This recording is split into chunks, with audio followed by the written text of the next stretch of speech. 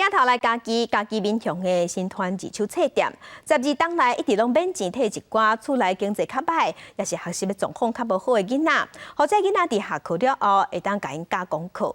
也毋过这间册店，即卖因为铁路高架化的关系爱拆，有170个学生囡仔就会无得上课，希望外界斗3工找到新的所在。85平的空间内底拢是椅桌甲册本。 才到暗时，就加做一寡各中小学生上课辅导的所在。即摆因为要做铁路高架化，可能会拄到拆除的运命。这点囡仔已经把他从 C 段班翻到 B 段班，人讲厝起一半，所以我们人话袂用终止。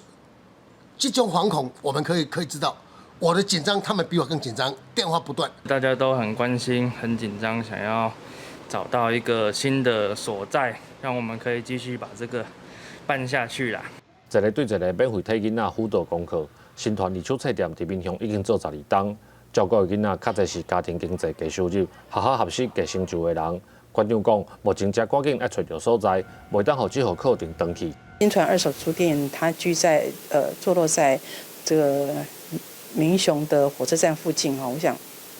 基于地缘哦，那希望这个大学生跟地方上的孩子能够就近哈去这个是最方便的，所以我们也在民雄地区尤其是交通方便的地方有在积极在寻找。